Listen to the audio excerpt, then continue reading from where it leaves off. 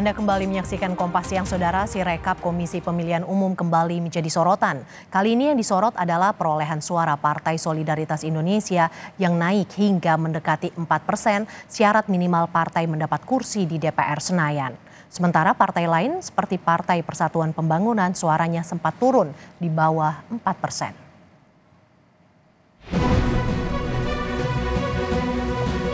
Dalam sepekan terakhir, jumlah suara legislatif Partai Solidaritas Indonesia atau PSI dari data Komisi Pemilihan Umum jadi perbincangan di masyarakat. Lantaran angkanya tiba-tiba melonjak menjadi 3%. Di aplikasi Sirekap milik KPU hingga Senin 4 Maret pukul 9.45 waktu Indonesia Barat, dengan suara masuk 65,84%, suara PSI, partai yang diketuai oleh putra Presiden Joko Widodo ini, memperoleh 3,13%. Angka ini sedikit lagi ke angka 4%. Syarat minimal parpol duduk di kursi DPR di Senayan. Angka ini berbeda jauh dengan hitung cepat yang digelar sejumlah lembaga survei. Sebagai perbandingan, dalam hitung cepat Litbang Kompas pada 14 Februari 2024, partai yang kini dipimpin Kaisang Pangarep, putra bungsu Presiden Jokowi, perolehan suaranya hanya 2,8%. Tingkat partisipasi hitung cepat Litbang Kompas adalah 83,8%. Soal dugaan penggelembungan suara PSI, KPU tak berikan banyak komentar. KPU hanya bilang masih melakukan perhitungan di tingkat kecamatan dan kabupaten. Kan rekap nasional ya, teman-teman menyaksikan semua nih. Kita cek satu persatu catatan keberatan atau catatan kejadian khusus, itu sampai kepada sumber aslinya. Bisa komentar soal itu ya, tapi intinya proses-proses rekapitulasi di kecamatan kan boleh dikatakan sudah hampir selesai semua. Kemudian di kabupaten kota juga sudah mulai rekapitulasi di kabupaten kota juga boleh dikatakan sudah hampir selesai semua. Presiden Joko Widodo enggan menanggapi suara PSI yang mengalami lonjakan versi rekapitulasi penghitungan sementara KPU di aplikasi Sistem Informasi Rekapitulasi Suara Sirekap. Menurut Jokowi, soal suara PSI yang mengalami lonjakan dalam beberapa waktu terakhir sebaiknya ditanyakan ke PSI dan KPU. Itu urusan partai, tanyakan ke partai, tanyakan ke KPU. Merespons anomali perolehan suara partai berlogo bunga mawar yang melonjak, politikusnya pun membantah tudingan ada penggelembungan suara dan operasi sayang anak Presiden Jokowi di KPU. Kalau memang Pak Jokowi itu cawe-cawe interfere, ya kenapa sekarang ya? Kenapa angkanya itu masih 3,13 ya? Kalau memang udah mau cawe-cawe, mau intervensi, ya dari awal dong. Dia kan punya, orang menganggap dia punya otoritas yang sangat tinggi kan. Jadi dia katakan kalau sayang anak, kenapa dibikin anaknya pusing dulu ya, sampai nggak naik-naik ya, baru sampai sekarang jadinya, sekarang pun masih 3,13. Kalau Jokowinya sayang anak, dalam artian bersikap diskriminatif gitu ya, ya udah dari awal dong, ngapain nunggu sampai sekarang.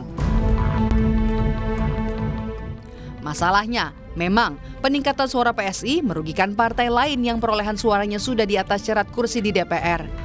Seperti yang dialami Partai Persatuan Pembangunan atau P3.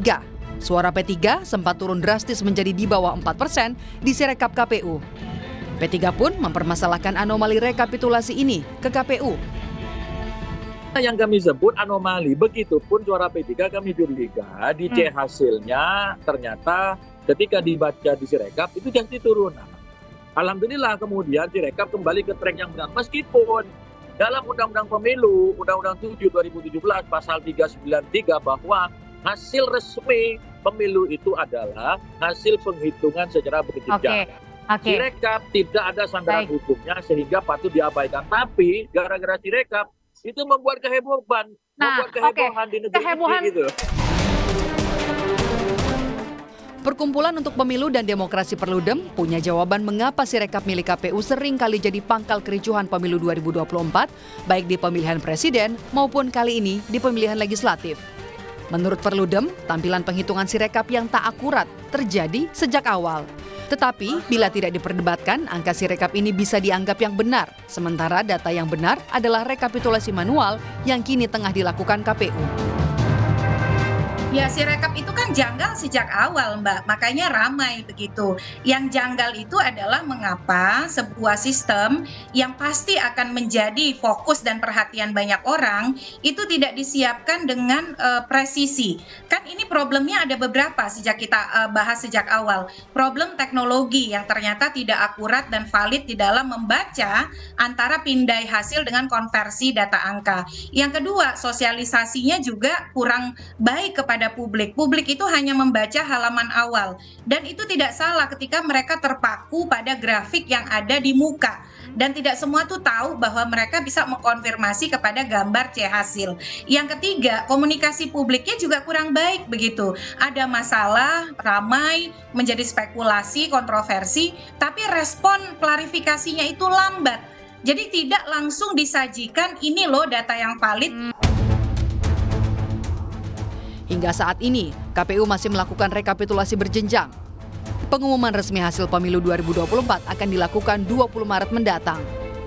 Data perolehan suara dan berbedanya formulir rekapitulasi di TPS dan tampilan grafis perolehan suara di website KPU sebaiknya segera dibereskan agar tak terus terjadi kericuhan di masyarakat gara-gara hasil suaranya hilang atau tiba-tiba muncul untuk satu atau dua pihak. Tim Liputan, Kompas TV. Saudara, Bawaslu membantah dugaan penggelembungan suara PSI dalam kurun waktu 3 hari naik secara signifikan. Ketua Bawaslu Rahmat Bagja mengaku sudah memeriksa semua laporan dan berkoordinasi dengan Panwas di seluruh wilayah untuk dugaan penggelembungan suara PSI. Hasilnya tidak ditemukan pelanggaran terkait suara yang diduga menguntungkan PSI. Beberapa yang kita verifikasi tidak terbukti, kemudian kita verify ke lapangan misalnya, sudah dicek lagi ke C hasilnya, yang perlu kita lihat kan C hasil. Dan juga sudah diselesaikan oleh teman-teman di tingkat bawah, sehingga kalau ada nanti kita verifikasi lagi, kita lanjutkan apakah teman-teman Panwas juga telah misalnya ada selisih data di Cilegon tapi sudah dapat selesaikan, jadi sudah disinkronkan dengan C hasil yang ada. Lalu bagaimana tanggapan KPU atas kecurigaan hasil perhitungan di aplikasi Sirekap? Kita akan tanyakan langsung ke jurnalis Kompas TV, Fedriska Ananda. Selamat siang Rizka, hasil rekapitulasi suara yang diunggah di aplikasi Sirekap mendapat respon kurang baik dari masyarakat. Lantas bagaimana tanggapan pihak KPU, Rizka?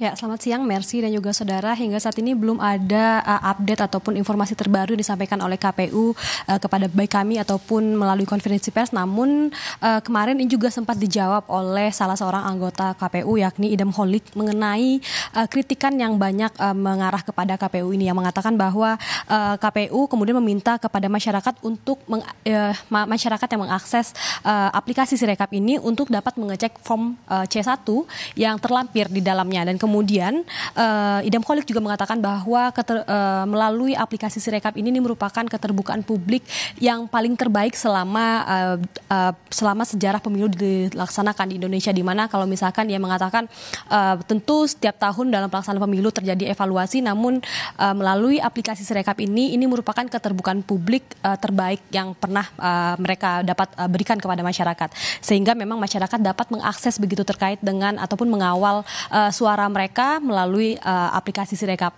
Memang banyak kontroversi ataupun kritikan yang tertuju kepada KPU. Bagaimana kalau misalkan pada ketika pemilihan presiden ini banyak kritikan mengenai kesalahan dari aplikasi Sirekap ini melakukan pindaian dalam formulir C1 ini sehingga salah membaca data. Dan kemudian saat ini terjadi lagi kritikan kepada KPU mengenai kemudian kritik ini datang begitu ya ketika suara PSI ini menggelembung dan juga terjadinya penurunan suara terhadap partai P3. Nah, hingga saat ini memang belum ada konferensi pers yang dilakukan oleh KPU ataupun informasi terbaru mengenai kritikan yang ditujukan kepada KPU ini, Mercy. Penghitungan suara luar negeri sudah rampung, apakah hari ini langsung dilanjutkan dengan penghitungan suara dalam negeri?